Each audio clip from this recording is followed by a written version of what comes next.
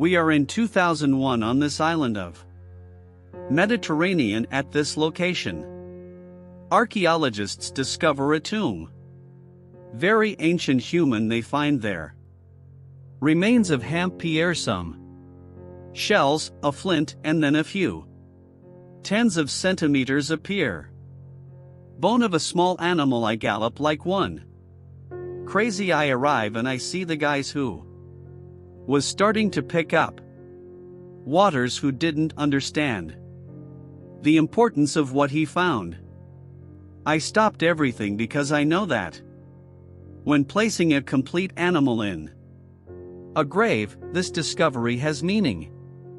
This appears to be the oldest cat in company known to scientists, and that it helped revolutionize the understanding of one of our most faithful pets. Hello, it's Lucas.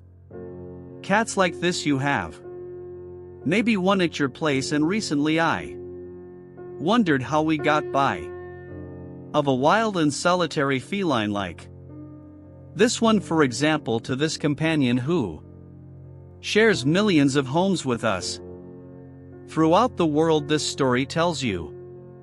Go see, it differs greatly from that of other domestic animals such as the dog, for example. The cat entered ultimately in relation to man, without that there is a particular will nor of the man nor the cat. There will be no rerounding pain, and that says it all. A lot about our current cats, in particular on the size of their brain. For this new episode of The Big Explanation, I dug into what origins are hidden behind our domestic cat, how and why he became one of our companions. I explains domestic cats in the world. There would be nearly 600 million according to the National Museum of Natural History. Yet if we goes back in time, well before the year, there is a time when there was none.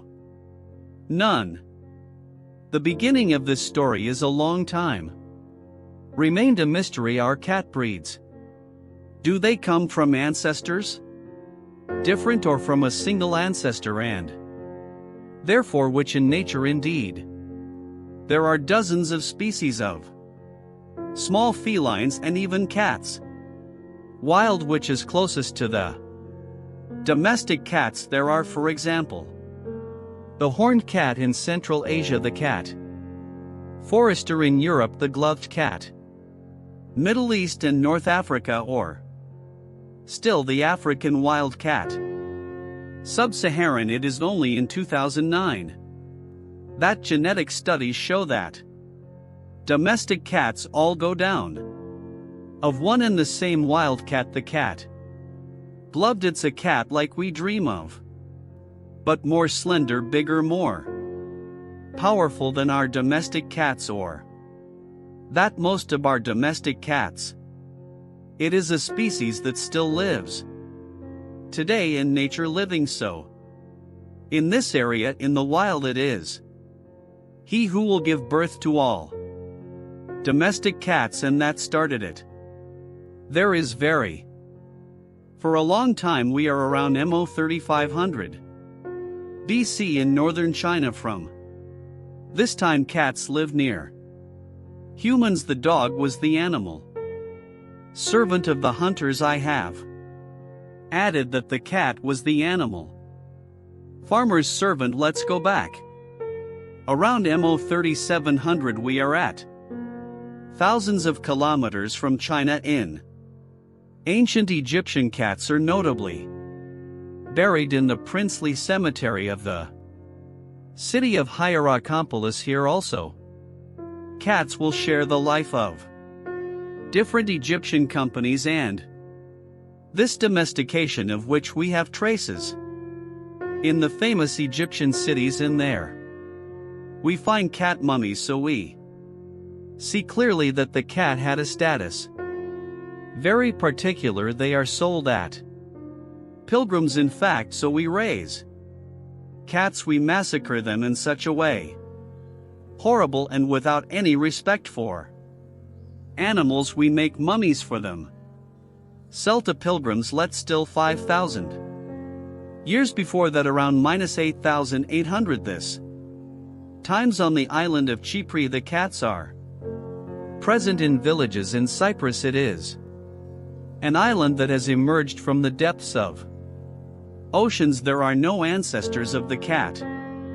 Cyprus, therefore, as soon as we find bones of cat in an archaeological site at once say it was introduced from the continent. We can imagine that a cat 70 kilometers from brass trodden between the continent and Chip. It's not very likely, so that means we introduced cats. So that means we had a relationship with the cat. And what made me fascinated is that in these three places, so Cyprus, China, and Egypt, cats would have come in the same way towards the humans for the same reasons. When humans began to develop agriculture, or who settled in the first villages among the first beasts to find a source of food in these villages. And well, there are the small ones, that is to say the sparrow and mice, and in particular, what goes with the mouse is the cat, which is one of the main predators. So they will follow naturally then. All of this forms a household, if we can say, with humans, and humans will eventually tolerate the presence of the cat, which is nevertheless a pretty wild animal. The cat goes get used to the presence of humans because he has every interest. There is plenty to eat, and then the links will be woven. Jean Don Vigna, he found a trace particular which clearly demonstrates the first relationships. Schumann, we are around MO 7000. Again on the island of Cyprus, and more precisely in the Neolithic village. From Kaloro Cambos, this is where we find this grave sheltering a man and a cat by his side. This discovery is made in 2001 during an organized excavation by the archaeologist Jean Guélen. So that we projects a little better, I asked artificial intelligences of draw what it could be. Look good given the result. I will rather let Jean Denis Vineyard, who has participated in this discovery, you explain what the cat remembers, and the man is complete if you look at yourself. Can say, but that too is it's a view of the mind, but they are arranged in a certain way. We can draw the conclusion that there was a privileged relationship between this man, this cat, is this relationship. She was real in life. Every day, yes, very probably. Because we have, by analyzing the skeleton of the cat, we showed that it is a young cat who was better fed than the others. We can imagine that we put in the tomb a representation of a relationship, ultimately of domesticity. Word that comes to us is its animal company, but in Cyprus then more late in Egypt or China, as we have said. How could we cross this step? Calm. We went from first fairly simple contact between human cat, a much closer relationship. Strong. There is an important link that will ultimately be the transition to a domestic complicity, that is to say, finally, that some cats themselves may be a little tamed or adopted when it comes to kitten by the children and so on. Obviously, very quickly it must all be woven together. The next step for the domestic cat is to conquer the rest of the world. There will be roughly 3 major stages from approximately MO 5000 of first wave of cats gradually arrives in Europe from the east. These cats they come from the Near Orient with the first human groups. Neolithic, which bring in particular agriculture. Were they fully domesticated, or are they lived in the villages? Did people understood that it was important to take them with them, or did they follow a little bit? Naturally we don't know, but in all case we find these cats we found fed not only mice, but also the rest of consumption. Humanist second phase takes place at antiquity from Egypt over the centuries. Some cats keep a role, mouse hunter especially on certain boats, but we also find at different times the role of animal company as a witness. In particular, this image of Cardinal Richelieu depicted with several of his cats at his death. This minister of King Louis was 14. Finally, there is a third phase when the Europeans bring the cat in distant continents with their ships. Wherever finally the Western civilizations are going establish themselves, well, they will lead with her the cat. Just now I said that traces of domestication cat had also been found in China a very long time ago. It was from another wild cat, the cat leopard, but this lineage seems to have extinct. What we find there today are more likely to be descended from more ornate cats, late from Europe or the Middle East, notably via the Silk Roads. Still remains a fundamental question of a single domestic cat at the base. How we arrived at the dozens of breeds that we know today. This furry cat Milan, he is part of one of the oldest breeds of cat. It is the Angora cat, Turkish, and as its name indicates, it is originally from Turkey. It was taken to Europe from the 17th century, but most from other breeds of cat. They are good. More recent breeds don't appear like that on their own.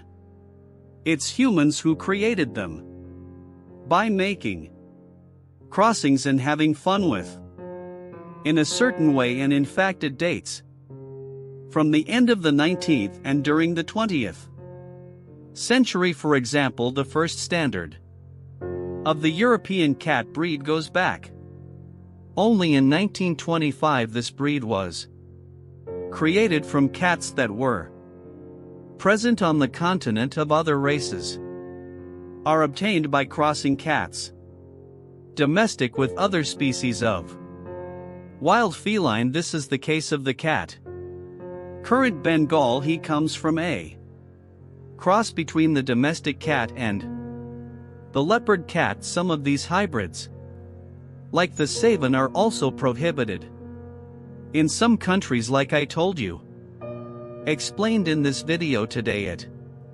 There are more than 60 breeds, official domestic cats plus. Overall, let's see what has changed. Go from wild to domestic animal. For them, but also for us.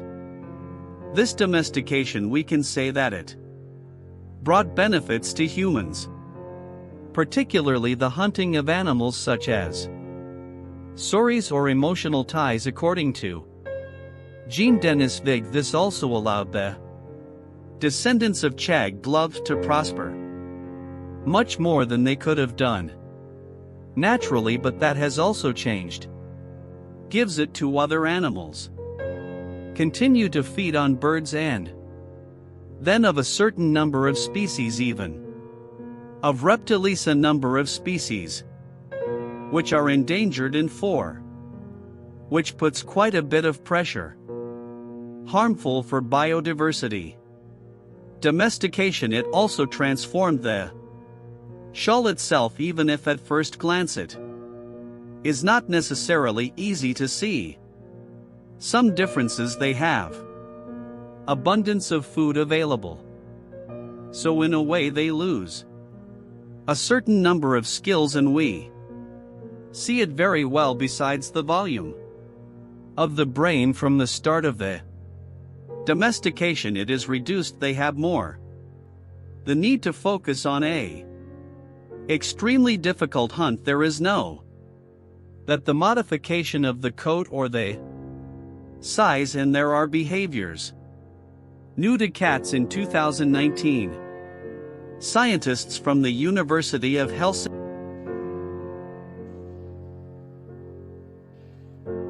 You liked, do not hesitate to bring your additional information or to ask your questions.